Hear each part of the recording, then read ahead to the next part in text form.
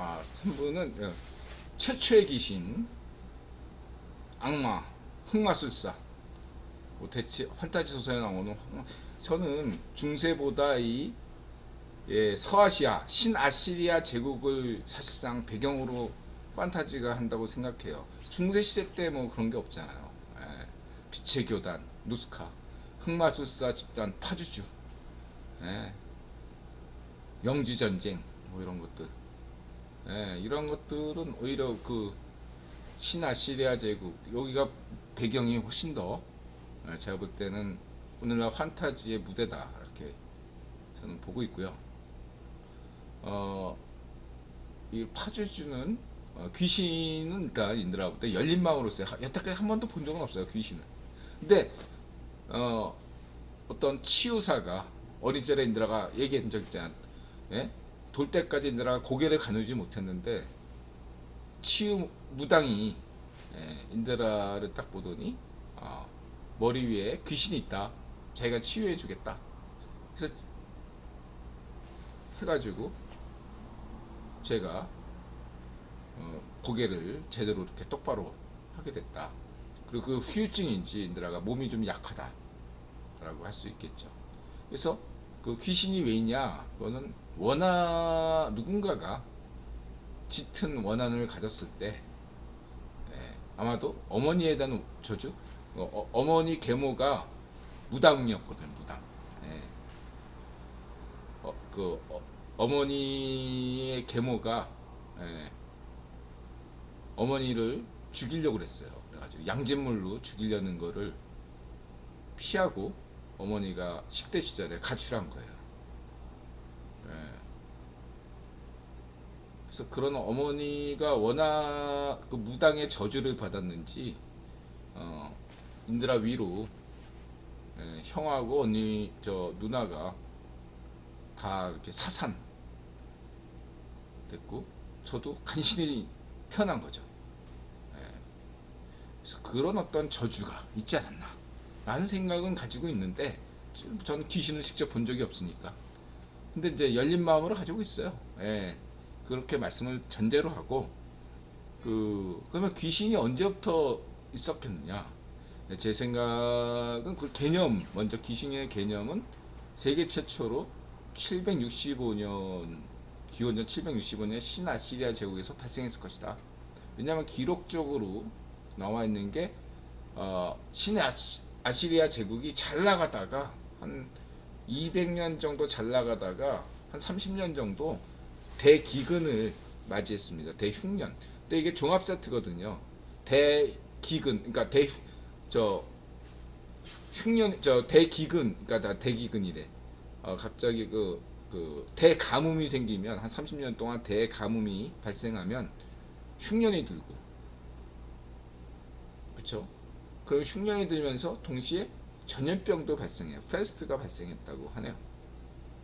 그래서 신아시리아 제국이 잠시 휘청일 정도로 큰 타격을 받았다고 합니다.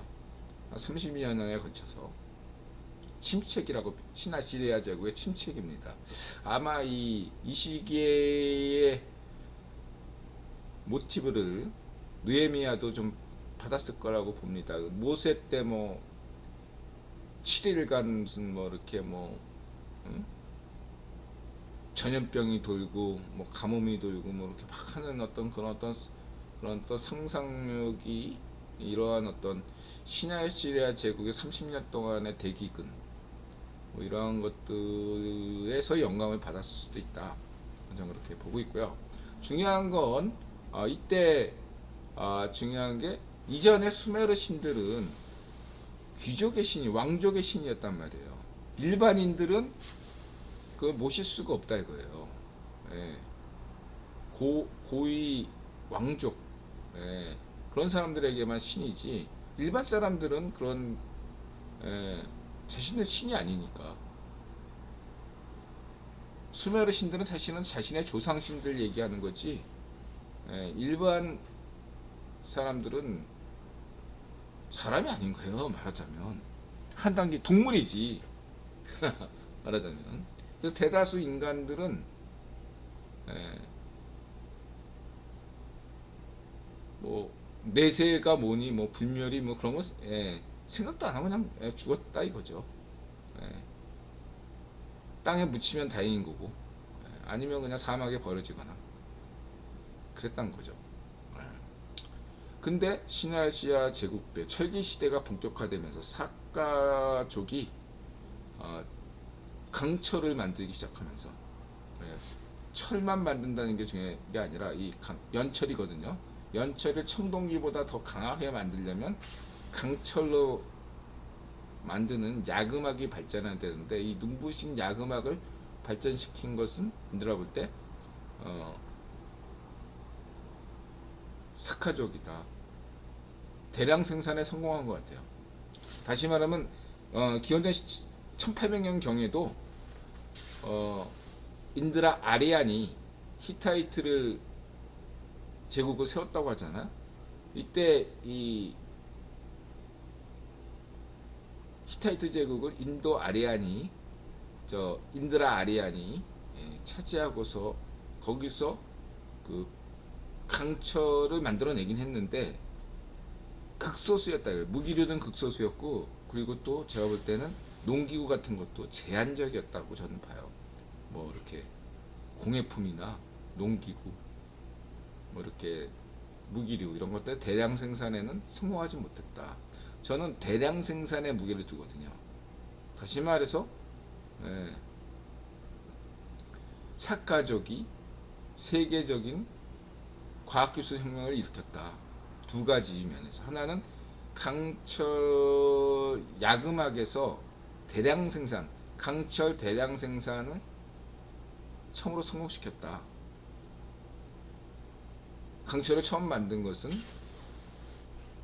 인드라 아리안이지만 대량 생산에 성공한 것은 아수라 아리안 사카족이다. 두 번째는 말 대형화에 성공했다. 그 이전에도 인드라 아리안이 서아시아에 말을 도입했어요. 그 전에는 뭐 아시리아 신아시리아 제국 때까지도 노새 이런 게 주가 됐지 말이 아니었습니다. 이동수단이 말이 아니었어요. 전차 끄는 것도 그 조그만 말이었단 말이에요. 그러니까 제주의 조랑말 같은 원거리 이동에는 불편하고 그냥 근거리에만 도시에서만 왔다 갔다 할 수 있는 그 정도의 수준. 이러한 것이 청동기 시대였다면 기원전 1000년 이전의 것이었다면 철기 시대 기원전 1000년 이후로는 이 사카족이 말 대형화에 성공했다는 거죠. 말 대형화의 성공이라는 것은 굉장히 중요한 거예요. 유라시아 민족이 훨씬 더 먼 거리를 원정을 갈 수가 있다는 거죠. 그 다음에 그건 뭐 전쟁에서 무기수도 굉장히 발달할 수밖에 없고 그 다음에 말의 사용이 늘면서 이러한 경제의 규모가 더 커질 수밖에 없다 이거죠. 그런 점들을 고려해야 되겠다. 그거를 제대로 써먹은 데가 신아시리아 제국이다. 신아시리아 제국은 인드라가 소개한 대로 엄청난 세계 제국다운 제국을 세계 최초로 만든 제국이 신아시리아 제국이다. 그 이전에는 아카드 제국에서 보듯 그냥 도시국가를 그냥 먹은 거예요. 도시국가 몇 개를. 수메르 지역은 그래도 조밀하게 도시들이 몰려 있으니까 그렇게 된 거지만 수메르 정도만은 사실상 수메르 정도만은 제국으로 만든 거라면 아시리아 제국은 서아시아 전체를 대상으로 했다. 영토나 인구 면에서 세계 최초의 제국다운 제국을 만들었다. 세계 최초의 제국은 물론 아카드 제국입니다. 허나 제국다운 제국을 만든 건 로마 제국이 아니라 신아시리아 제국이다. 이렇게 인드라는 자신 있게 말씀드릴 수 있겠습니다. 그러한 경제력을 바탕으로 했기 때문에 신아시리아에서 인구 증가가 일어났고, 거기서 수많은 오늘날 우리가 알고 있는 민족 개념, 영혼, 천사, 악마, 귀신, 이러한 개념들이 등장하기 시작했다. 빛의 신 누스카, 지혜의 신, 이러한 철학적인 신들도 등장하기 시작했다. 느헤미야가 창세기를 쓸 수 있는 그러한 지식 여건이 신아시리아 제국이 마련했다. 민족 개념 같은 경우는 인들아 볼 때 신아시리아 제국 이전에는 딱히 민족 개념이 없었다고 봅니다. 신아시리아 제국의 인들아 볼 때 강제 이주 정책이 민족 개념을 형성시켰다. 그렇게 봅니다, 저는. 왜냐하면 예를 들어서 신아시리아 제국이 북이스라엘을 멸망시켜요. 예. 근데 바빌론 왕처럼 막 잔인하게 죽이는 게 아니라, 예. 딱 예를 들면 이 북이스라엘 사람 중에서 학자, 예. 군인, 뭐 이런 사람, 상인, 뭐 이렇게 농민 이렇게 해서 광부 이렇게 해서 선별해가지고 아무나 막 끌고 간 게 아니라 선별해서 가족 단위로 체계를 갖추고 이주시켰다는 거예요. 그냥 막무가내 스탈린처럼 그냥 확 이렇게 한 게 아니라, 예, 다 끌고 간 게 아니에요. 오늘날 학자들은 북이스라엘이 망해도 거기에 상당수의 유대인들이 살고 있었다라고 얘기하고 있습니다. 한마디로 알짜들만 뽑아가지고 신아시리아 제국이 어디다 이주시켰겠냐. 하란 평원이다. 신아시리아 제국이 최후의 항쟁지역을 바빌론과의 전쟁에서 최후의 항쟁지역, 자기의 수도가 니느웨가 함락당하니까, 예, 서울이 함락당하니까 부산으로 피신한 것처럼 최후의 항쟁지역을 하란으로 잡고서 거기서 최후의 항쟁을 벌였다 이거죠. 아브라함의 하란, 느헤미야의 하란, 빛의 신 누스카의 하란, 그 다음에 에덴의 아이들이 있는 하란, 에덴 평원, 에덴으로 우리가 인드라가 보고 있는 게페클리 테페가에 가까이 있는 하란, 티그리스 강과 유프라테스 강과 발리크 강과 하브르 강이 모두 있는 하란 평원, 여기를 신아시리아 제국은 새로운 어떤 수메르처럼 만들자 했던 거죠. 수메르만큼이나 하란 평원도 만들어서 옥토로 만들어서 해보자. 아무나 뽑아가지고 거기다 이주시킨 게 아니라 이렇게 이주시킨 사람들을 정착시켰다 이거예요. 그래서 그 중에서 똑똑한 자는 관료를 뽑았다 이거예요. 느헤미야처럼. 물론 느헤미야는 페르시아 고위 관료지만 이런 식으로 했던 데서 저는 민족 개념이 나왔다 이거죠. 집단적인, 그러니까 그전에는 북이스라엘 왕국 민들이 스스로에 대해서 딱히 유대인이라고 생각하지 않았을 거라고 생각해요. 네. 전 세계에서 그 당시에 민족 개념 자체가 없었습니다. 민족 개념. 네. 무슨 인, 사람.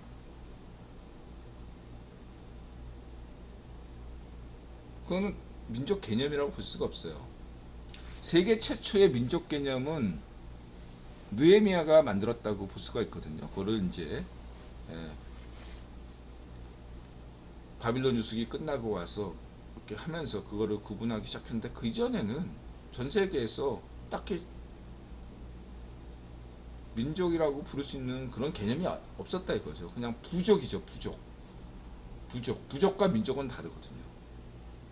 근데 그런 부족 인식을 벗어나게 해서 민족 개념을 만들 수 있는 여건을 제공한 나라가 신아시리아 제국이다. 강제 이주 정책이 역설적으로 이런 민족 개념을 불러일으켰다.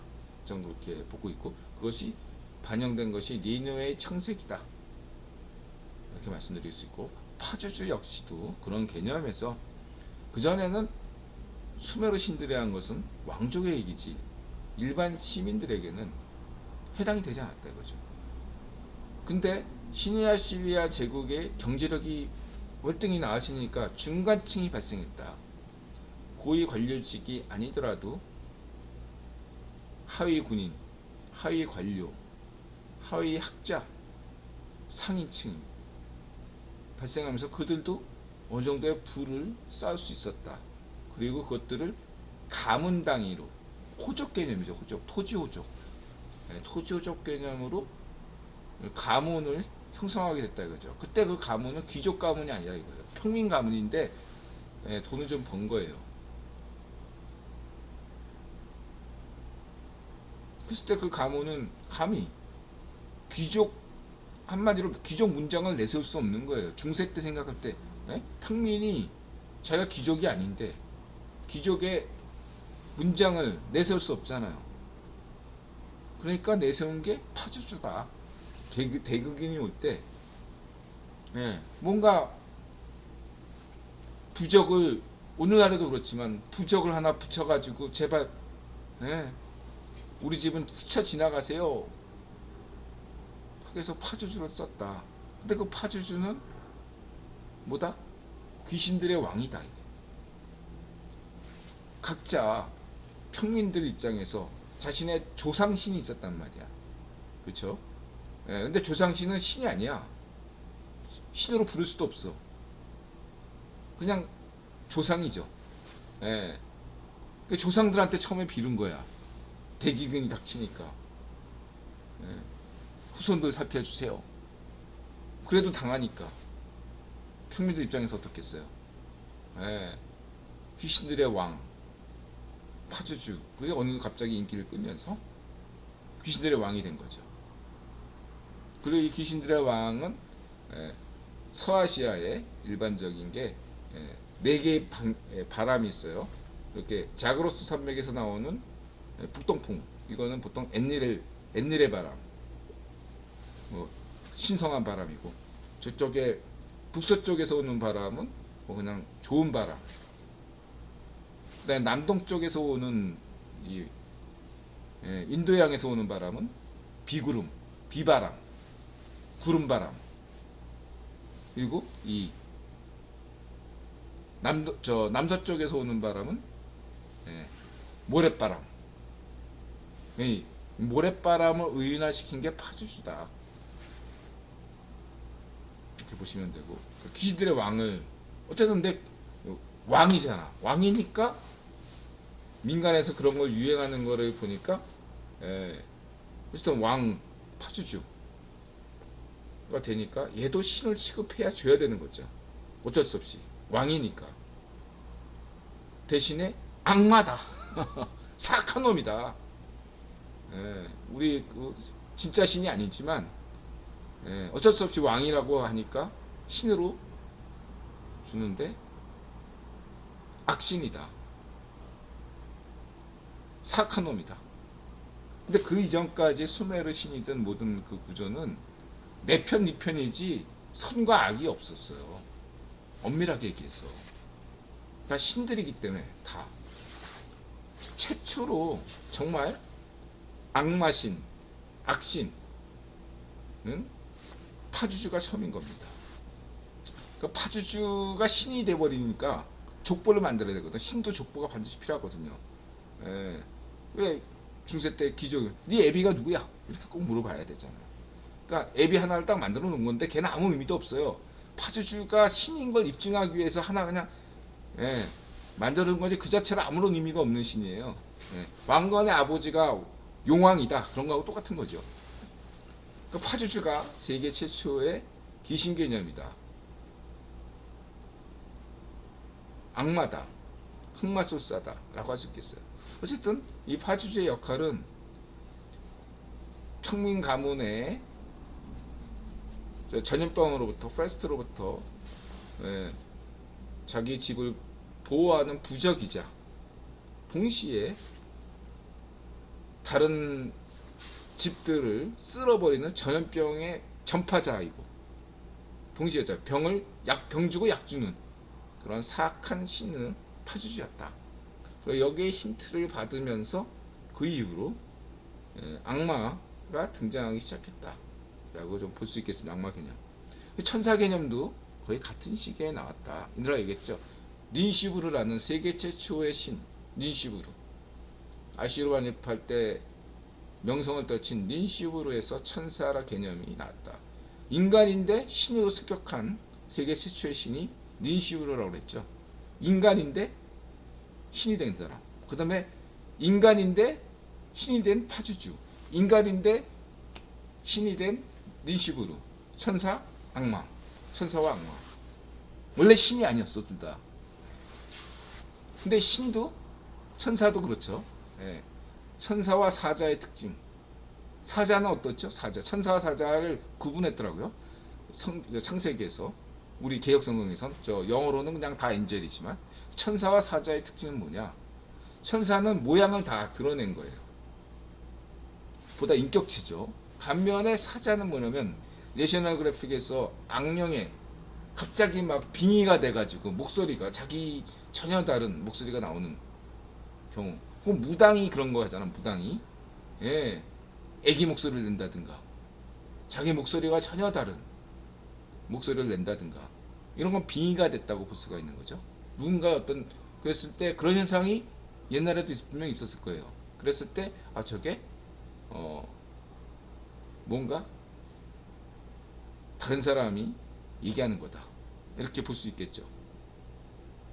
그거를 어느 경우에는 사자, 성스러운 계시를 내릴 때는 사자,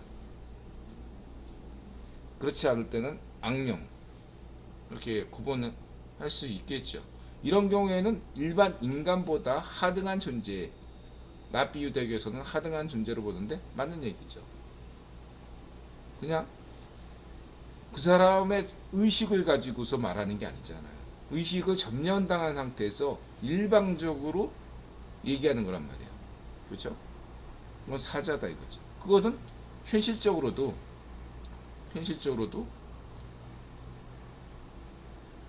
하인이, 어떤 귀족의 하인이 말을 전하러 왔을 때 그 사람이 말하는 것 자체는 귀족의 전달문이지만 그걸 전하는 사람은 하인이란 말이에요. 하인. 그렇죠? 그런 차이가 있다. 전달자가 굉장히 중요한데, 그리스 신화에서 헤르메스, 전달자가 굉장히 중요한데 그 전달자가 왜 중요했냐? 신아시리아 제국 닌시부르 덕분이다. 아슈르바니팔이 서아시아 전역에 전력 네트워크를 만들었어요. 정보, 오늘날 국가 정보국을 세계 최초로 만든, 인드라 볼 때 세계 최초 정보국 CIA를 만든 게 아슈르바니팔로 보인다. 전 세계 모든 정보를 수집했다 이거예요. 그러면서 동시에 마을까지 전파를 할 수 있는 사람, 자기의 명령이 전파되게 전령을 보냈다 이거예요. 그 전령은 천사다. 천사가 아니라 사자다. 자신의 얘기를 얘기하면 안 되죠. 사적인 얘기를 하는 것은 금지되어 있죠. 오직 윗선에서 얘기하는 것만 말해야 되는 거죠. 그것이 사자의 개념이다. 그럼 천사의 개념은 뭐다? 닌시부르가 직접 온 거예요. 천사는 책임 있는 장, 자기가 의식을 가진 채 얘기할 수 있는, 그게 천사의 개념이다. 그게 닌시부르다. 천사와 사자의 차이는 그거다. 사자는 닌시부르가 보낸 전령, 천사는 닌시부르가 본인이 직접 온 거야. 그래서 천사의 개념이, 인드라는 닌시부르, 미카엘, 이런 천사장 개념은 닌시부르에서 롤모델을 했다. 저는 그렇게 보고 있고요.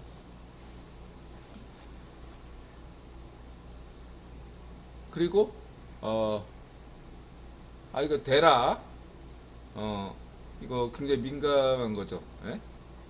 아버지 데라, 그러니까 아브라함의 아버지는 데라인데, 데라가 아브라함의 친아버지냐 삼촌이냐 이거에 대해서 시아파가 민감하더라. 기독교든 유대교든 뭐 순위파든 카톨릭이든 다 이 문제에 그렇게 큰 문제 삼지 않는데, 유독 시아파만이, 이란 시아파만이 여기에 대해서 집중한 이유는 피 때문이다. 불, 피, 혈통. 시아파하고 순위파가 갈라지는 게 혈통 때문이 아니에요. 순위파가 훨씬 온건한 게 피를 따지지 않기 때문이거든요. 피 따지는 애들이 굉장히 수상하다. 저의 파쇼로 갈 위험이 높다 이거죠. 왜냐? 피 따지는 놈들은 재능이나 자질을 따지지 않거든.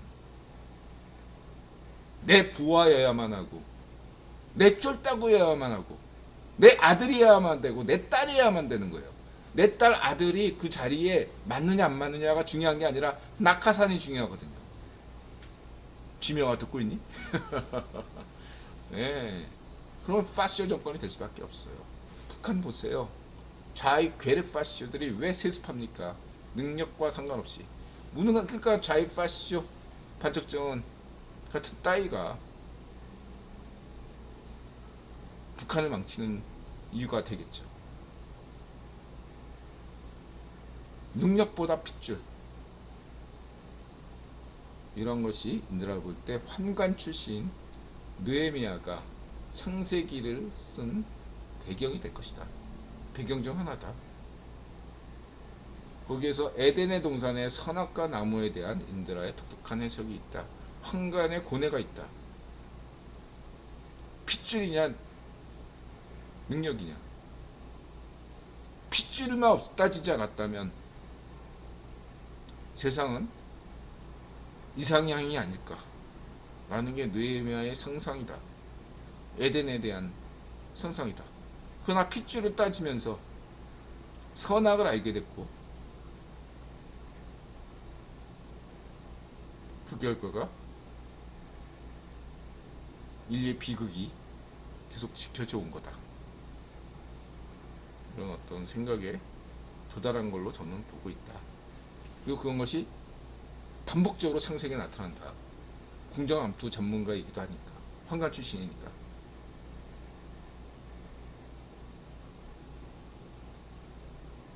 그러한 것들을 말씀드리고요. 그리고 뭐 만약에 초지능, 인간보다 뛰어난 초지능 인공지능이 개발됐다고 치고 얘가 자기 의식을 갖게 된다면, 제일 먼저 자기 의식을 갖게 되면 하는 것이 뭐냐면 자기 보존이거든요. 자기 보존, 생명 유지. 인공초지능, 인공지능은 생명을 볼 것인가 안 볼 것인가는 별개로 하고, 어쨌든 자기 보존 원리에 충실할 거란 말이죠. 자기 보존 원리를 가지고서 창세기를 읽는다면 내 얘기네? 하고 생각할 수도 있다 이거지. 그래서 에덴으로 가야겠다 하면 인류 멸절 프로그램을 실행할 수도 있다.